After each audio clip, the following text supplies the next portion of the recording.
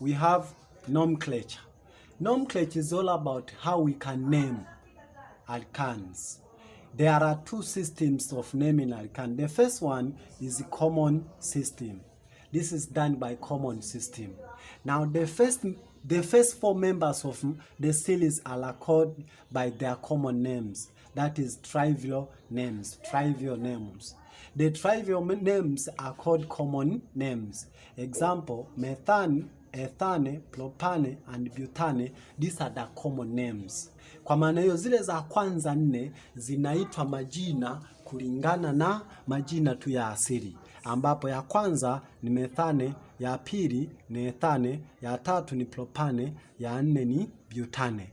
Alafu zingine sasa zinazofuata baada ya hii butane, zinazofuata sasa zenye tunaziita kulingana na namba za Kigiriki. Na hii hapa tunaziita kulingana na idadi ya carbon. The names of larger alkanes are derived from the Greek prefix that is indicate the number of carbons in the molecules. How many carbons are there? Now, ile yenye carbon 1, we call it meth. And that is where we have said from 1 up to 4, we call them by common system. Ambao sasa tunakuwepo na methane, ethane, propane, butane. This is what we have them. Kwa tunakuwa na hizi hapa 4. Lakini what next? The names of larger alkanes are derived from the Greek prefix that is indicate the number of carbons. How many carbons are here? 5. In Greek 5 is pence. And then in Greek 6 is hex. In Greek hepti, octi, and non, and also dec. That is decane. And then this is AN, this is ANE. Hili ni suffix. Alafu hii ni prefix. Kwa hiyo tunakuwepo na suffix ambayo sasa tunaichukua kutoka kwenye alkane yenyewe. Zile herufi 3 za mwisho tunakuja tunaziweka hapa. Kwa hiyo tuna methane, ethane, propane, butane, pentane, hexane, heptane, octane, nonane, decane. This is the way that we name it. Kwa hiyo the common system of naming that one is according to the Greek numbers. Kwa tunaita majina haya kulingana na namba za Kigiriki. Kwa Kigiriki 5 tunaita penti. Alafu hex tunaita 6. Kwa hivyo ndivyo tunafanya naming. Lakini notes, in the common system all isomeric alkanes have the same parent name. Kwa hiyo kwenye common system zote isomers zinakuwa zina share jina hili, jina moja. Hiyo ndio tatizo. Lakini ukienda kwenye Ayupaki System, kila isom inakuwa na jina lake. Kila isom inakuwa na jina lake, ambao tutaona isomerism, ambapo kadri number of carbons zinavyoongezeka na zile number of isomers zinaongezeka. Kadri number of carbons zinaongezeka na number of isomers zinaongezeka. Na hii ni question ambao unaweza ukawa asked. Kwamba maana yake what is the relationship between the number of carbons and the number of isomers. To explain it, you say the number of isomers increases with the increase in number of carbons. Na ndio maana tunasema in common system all isomeric alkanes have the same parent name. For 2 isomeric, this one, example, this is butane. Whenever you write this one or this one, that is called butane. The names of the various isomers are distinguished by the prefix. The prefix indicates the type of the branching present in the molecule. Now, example, prefix N. That indicates normal alkane. N stands for normal. That is, it is used for those alkane in which all carbons are in one continuous chain. If they are in one continuous chain, example, this is called N-butane. And this is called N-butane. So this is called normal. This N represents normal. That is why prefix N is used for those alkanes in which all carbons are in one continuous chain. That N for normal. Example, we have said this is normal butane, this is normal hexane, this is normal heptane. Now we have 1, 2, 3, 4. Here we have 4 number of carbons. Here 1, 2, 3, 4, 5, 6. Here we have 6 number of carbons. Here 1, 2, 3, 4, 5, 6, 7. Here we have 7 number of carbons. While N represents it is only used for those alkanes which all carbons are in one continuous chain. But the other prefix is called iso. It is used for those alkanes which have a methyl groups attached to the second last carbon atom of the continuous chain. If now to the second last carbon atom there is what attachment, what we call it methyl group, we call it iso. And that is why when you look at here, this is 1, 2, 3. Now at the second number of carbon, there is the attachment of what we call it methyl. And at the second number of carbon, there is attachment that is called methyl. And therefore, these are called iso. So iso, it is definitely used for those alkanes which have methyl groups attached to the second last carbon atom of the continuous chain. Kwa maana hiyo kwenye carbon ya pili, continuous chain, halafu kwenye second carbon kuna kuwepo na attachment ya methyl group ambao ni moja, hizo tunaita iso. Kwa hiyo hapa kuna number of carbon 1, 2, 3, 4, kwa tunaita isobutane. Halafu hapa kuna 1, 2, 3, 4, 5, hapa tunaita isopentane, because we have 5 number of carbons and there is attachment of this one. Because this is the prefix iso. So in short, the prefix iso is used for those alkanes which have the methyl group attached to the second last carbon atom of the continuous chain. But also we have the prefix neo. Kwa kwenye neo, tofauti ya iso na neo, kwenye second last carbon kuna kuwepo na attachment ya methyl group mbili, ambapo maana kuna kuwepo na dimethyl groups ambazo is used for those alkanes which have 2 methyl groups attached to the second last carbon atom of the continuous chain. Kwa maana yake ukiangalia kama hii hapa, kwa hiyo kuna carbon ya kwanza, ya pili, ya tatu, ya nne. Kwenye carbon ya pili, either ya pili mwishoni au ya pili mwanzoni, in short mara nyingi wanatumia last carbon atoms, the second last carbon atoms. Kwa hiyo ikiwa ya pili imekuwa attached na methyl group mbili, hiyo tunaita neohexane. Now this in short we call it neohexane kwa sababu 1, 2, 3, 4, 5, 6, so it is called neohexane. But for this one, we have this one, we have this one, we have this one, we have this one, and we have this one. Lakini hii hapa carbon ndio inakuwa attached kwenye dimethyl, inakuwa na dimethyl, manake we have 2. So prefix neo is used for those alkanes which have 2 methyl groups attached to the second last carbon atom of the continuous chain. Kwa hiyo ni muhimu kuweza kutofautisha kati ya neopentane na isopentane. Kuna isopentane na neopentane. Kuna isobutane na neobutane. Kwa hiyo ni kitu ambacho lazima ujue kwamba there is a different. Kwa this is neohexane au this is neopentane and this is isopentane. Isopentane kwenye carbon ya pili kwenye continuous chain kuna kuwepo na attachment ya methyl group moja. Halafu kwenye neo maana yake kwenye carbon ile ya pili kwenye continuous chain ile kuna kuwepo na attachment ya methyl mbili ambao kuna kuwepo na dimethyl groups ambazo zinakuwa attached to the last second carbons of the continuous chain. So that is the difference between, kwa unaposema N, that is normal. This is continuous, straight continuous chain with no branches. But iso, manake kwenye second carbon atom in the continuous chain kuna kuwepo na attachment of monomethyl. Manake a single methyl group is attached to the last second carbon atom in the continuous chain. Lakini ukisema neo, katika neo manake in the second last carbon there is attachment of what we call them dimethyl groups. Manake we have 2 methyl group which are attached to the last second carbons in the continuous chain. Because that's all about the difference between normal butane, maybe isobutane, and neopentane. Maybe you can explain that kind of the ways. Then tunakuwepo na carbons. Hizi carbons zinapokuwepo kwenye chain, continuous chain, zinakuwa na majina yake. Tunakuwepo na primary carbon, secondary carbon, tertiary carbon na quaternary carbon. Kwa hizi primary ni ile carbon ambayo inakuwa attached only to the single carbon, or it is not attached to any kind of the carbon atom.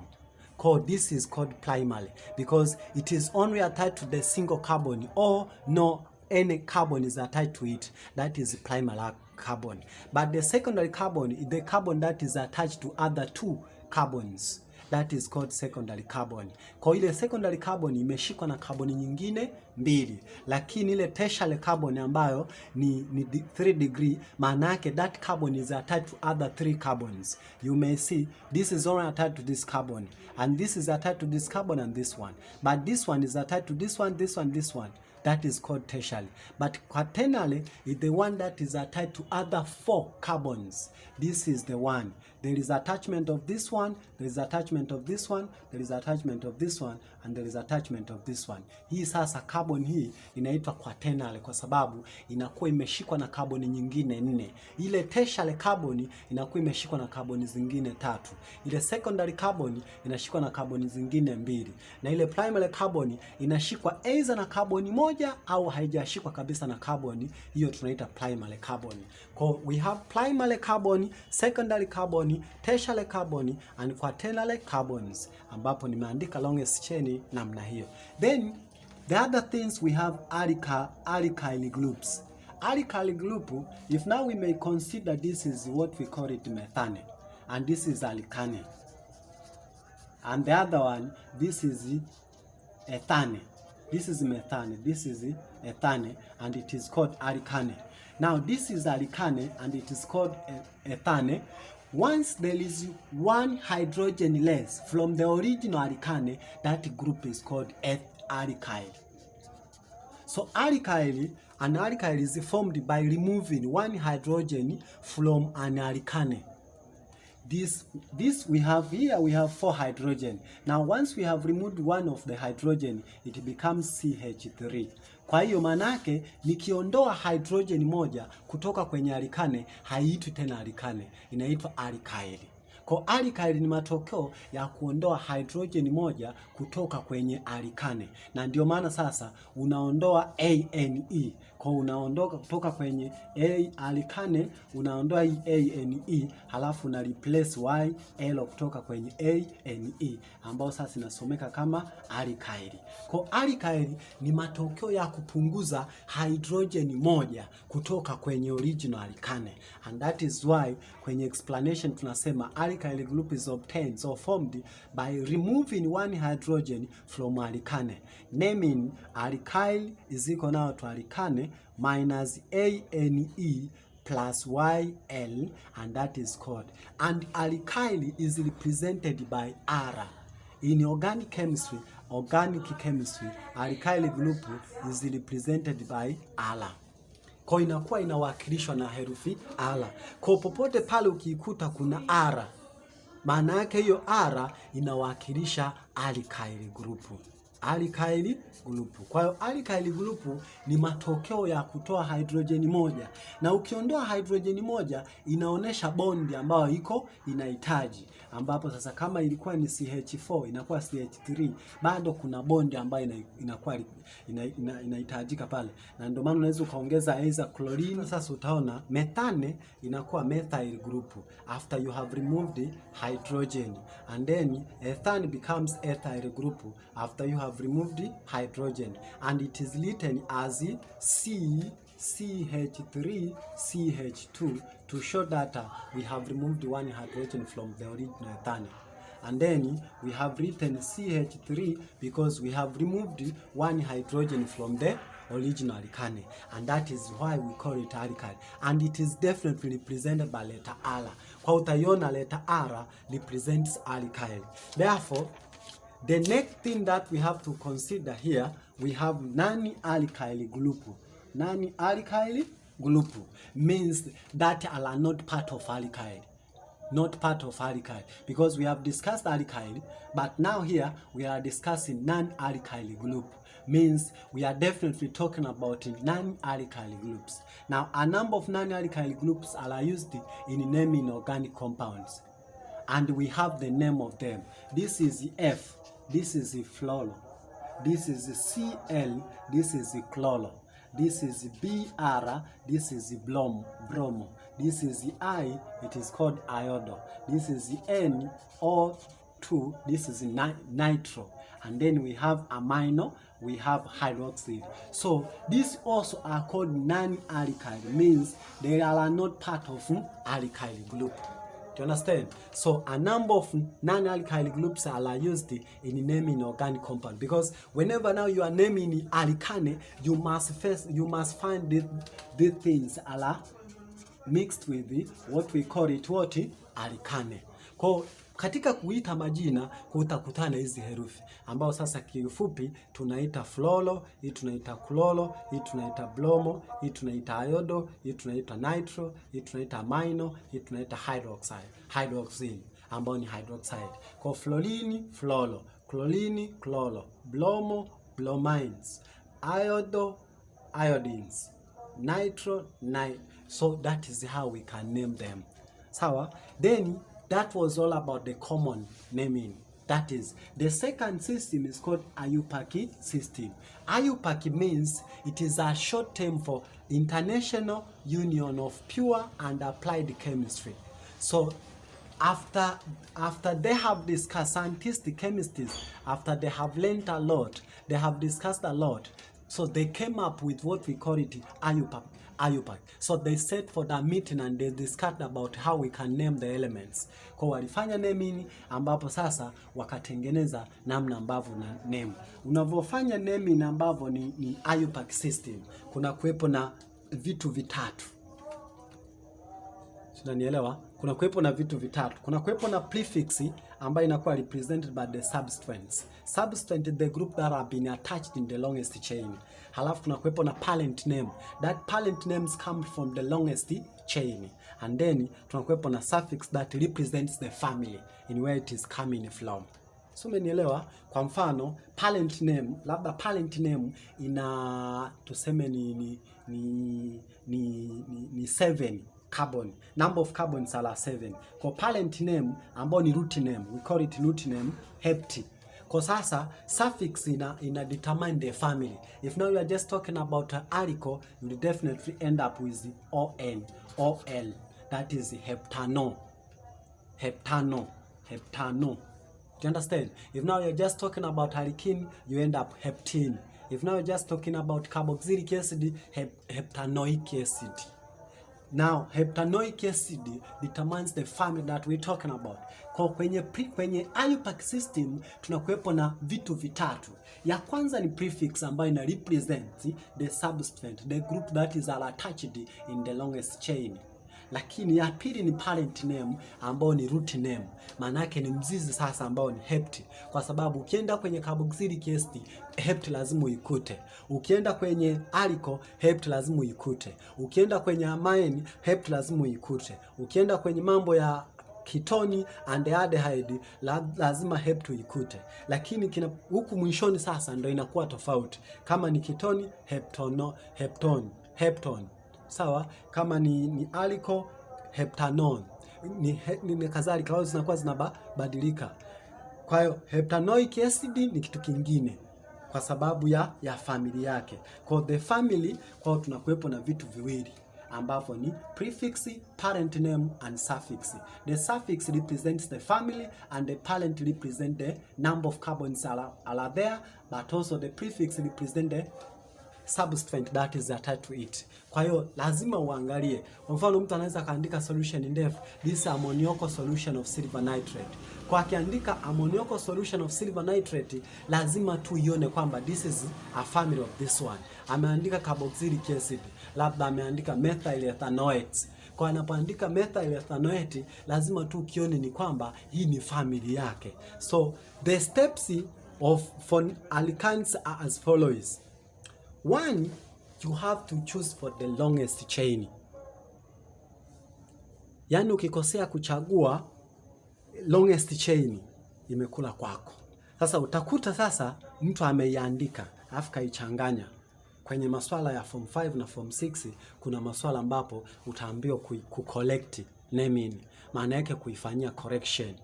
kwamba imekosewa, kwa hiyo wewe lazima uifanyie marekebisho kwa sababu imekosewa. Kwa either anaweza akawa amekosea kuchagua longest chain, au anaweza akawa amekosea kufanya numbering, au anaweza akawa amekosea kulocate number of the substituent. Hiyo ndio. Kwa these are the steps in which now we can use them to name the what we call it alkanes. One, choose or name the longest chain. The longest chain, continuous carbon chain, is chosen to represent the parent name. So if now you have the chain like this one, you have to make sure that which one is the longest chain. And the longest chain is the one that is having number of carbons more than the other line. If now you move this line, you find 1, 2, 3, 4. If you move this line, 1, 2, 3, 4. So this is the longest chain. If now it would happen that you have the other chain going this way, so you have to count every corner. If now you are moving this kwa unahesabu kwenda huku au kwenda wapi, lazima uhesabu. Halafu mwisho wa siku unachagua ile ambayo inakuwa na continuous chain, ile continuous chain ambayo inakuwa na number of carbons ni nyingi, halafu ndo unaanzia pale kufanya naming. And then the second step, after you have chosen what we call it the longest chain, what next you have to select numbering. You have to keep to give the numbers to the every carbon that is present in the continuous chain, that is numbered the longest chain. The carbon atoms in the longest chain are numbered. The numbering is started from that end, with which will give numbers having the lowest value to carbon carrying the substituents. Kwa hiyo unapofanya numbering, make sure that the substituent must be given the lowest number. The substituent must be given the lowest number. Example, I've given this longest. We have two of them here. This one, I've started from here, going this way. You find the number of the substituent is in number 3. And here, starting from here, going this way, it is in number 2. So this is correct, but this is not correct. So the substituent must be given the lowest number as you can manage. Kwa hiyo ukikuta ziko sasa umeweka nyingine hapa, hakikisha zote average yake, ukitafuta average iwe ndogo, kwa sababu unaweza ukakuta kuna substituent hapa, nyingine hapa, lakini longest chain inaendelea. Kwa ukianzia huku, ukija kutafuta average ya hiyo number of the substituent zako, ukikuta ni ndogo, hiyo ndo inafaa, lakini ukikuta ni kubwa, hiyo haifai. The carbon atoms in the longest chain are numbered. The numbering is started from that ends, which will give numbers having the lowest value to carbons carrying substituents. So that is why starting from here, this gives number 2, the number of the carbon that is attached to the substituent gives number 2. But starting this way, you find here it is number 3. So this is not correct, but this is correct. Kwa lazima uhakikishe ile substituent inakuwa attached kwenye longest chain, lakini unapofanya numbering hakikisha umeipa namba ndogo iwezekanavyo. Then locate and name the substituents. You have to give the name of the substituents. You locate location that is according to the number, and naming that is the name of the substituent. As I said, tunazo non-alkyl group C na tuna alkyl group C. Now each substituent is named, and the position of each the substituent is indicated by the number of the carbon atom to which it is attached. Each substituent is named, and the position of each substituent is indicated by the number of the carbon atom to which it is attached. Ukiangalia, this is methyl group, and it is attached to the second carbon. This is methyl group at 2. This is methyl group at 2. And this is methyl group at 3. This is not possible because 3 is greater than 2. So this is true. So the name of the substituent is methyl, and it is definitely attached to the second carbon atom in the longest chain. So it is what now we say locate and name the substituent. Kwa hakikisha unajua iko kwenye namba ngapi hiyo substituent na ujue inaitwa nini. Kwa sababu ukikosea tu hapo, maana yake umefanya mistake kubwa sana. And therefore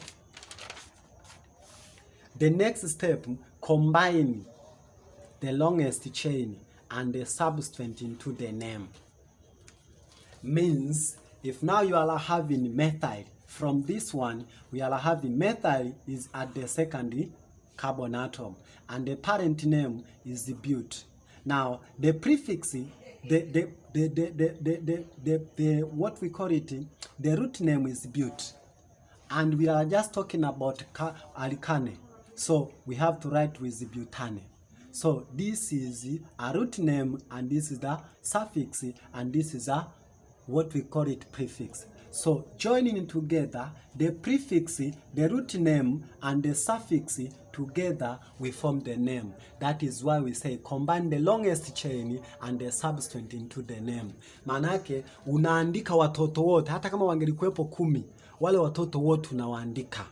Kama wangelikuwepo 10 hapa unamwandika mtoto wa kwanza namba fulani, mtoto wa pili namba fulani, mtoto wa tatu namba fulani, halafu wote baba yao ni fulani, baba yao ni fulani ambaye mzazi wake ni fulani. Kwa kuna kuwepo na kama na mtoto na baba na babu, kwa kuna kuwepo na uandishi wa namna hiyo. Kwa this is 2-methyl butane, that is 2-methyl butane.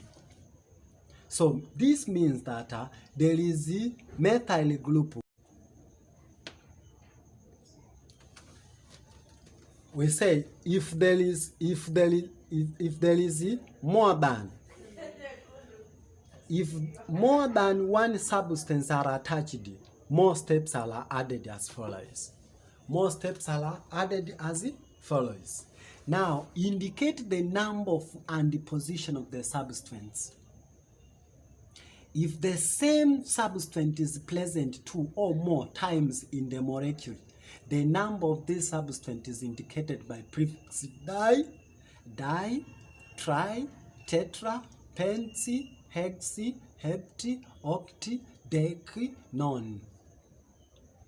Kwa maana hiyo, kama sasa ziko zaidi ya moja na zinafanana, maana yake sasa tunatumia namba za Kigiriki. Kwa hiyo ambapo tunahesabu kama mono, bi ambao ni di, tri, tetra, penti, hexi, hepti, non na kuendelea. Kwa hiyo unazipa majina. Kwa maana hiyo tunasema indicate the number and the position of the substance. But if the same substance is present 2 or more times in the molecule, the number of this substance is indicated by the prefix di, tri, tetra, penti, etc. And the location of each is indicated by separate number and are separated by commas and are just put before the name of the substance. Example, when you look at this one, ukifanya numbering from here 1, 2, 3, 4, 5. Now at the second carbon we have methyl, and at the first carbon we have also methyl. So we have 2 groups of methyl. So to show that we have to represent by writing dimethyl. But make sure also you have indicated their numbers or their positions. That is to say 2, 4 we have dimethyl pentane. In 2 and carbon 4 we have dimethyl pentane, and the longest chain is having 5 carbons. There are 5 carbons, that is the pent. So 2,4 dimethyl, that is prefix, and the pent, that is the root name, that is parent name, and it is given according to the number of carbons that we have. And an, this is what we call a suffix, and this is written according to the family. If now we're talking about alkyl, it is definitely derived from alkyl. Then the other example we are having here, they are written at the same carbon, means they are attached at the same carbon. Both of them, we have 2 methyl groups, but both of them are attached to the third group of carbon. Therefore, you have to repeat that in number. So that is 3,3 dimethyl pentane, because pentane is all about we are having 5 number of carbons in the longest chain, and that is why we have written this one. So far we have 3,3. To show that in carbon 3 there are 2 kits which are there, and they are called methyl. So we have 2 methyl in carbon 3 that is attached, because Why do we use this one? It is simply because sometimes you may be given a name, then you are required to write it as a structure formula. So you have to make sure that you have written 5.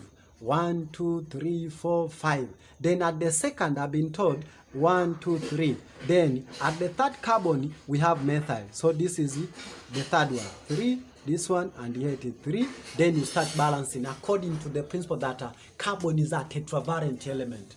Kwa hakikisha kwamba unaandika hivyo vitu na unavifuata. Usipofanya numbering tayari utakuwa umekosea. Usipofanya hii hapa kujulisha kwamba ziko ngapi tayari umekosea. So definitely that is the problem. If 2 or more substances are present, their names are written according to alphabet. Are written according to alphabetical order.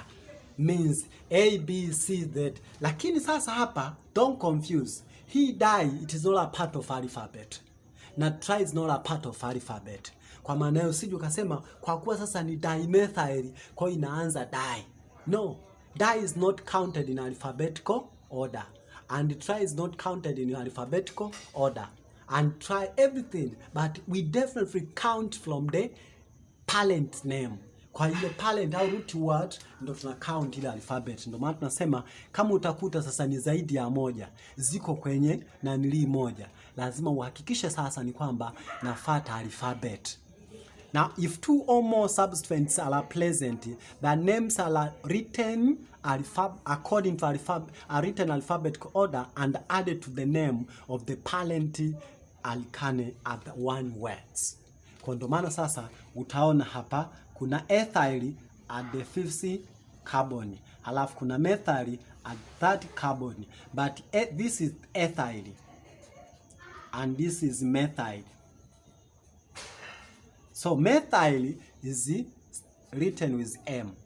The first letter is M, and ethyl, the first letter is E. Then ethyl is written first because we sound E before M. We sound E before M. We don't sound M before E. So this is written first, and that is why 5 ethyl, 3 methyl, and these are separated by dash. They are separated by dash. That is 5 ethyl, 3 methyl octane. So octane means now we are talking about 8. Number of carbons are 8 in the longest chain. So that is oct. Then octane. So it is oct as a parent name. ANE as a family name. That is the suffix. And then we have substance which are called prefixes. So they are written before. So that's all about naming. So naming is very important to understand. Once you have understood to name them, you have to be careful, because failing to understand on how you can name, you cannot write anything. Kama huwezi ukafanya naming, hauwezi ukadili na organic chemistry. Na changamoto kubwa ya organic chemistry ni kwenye naming na reaction.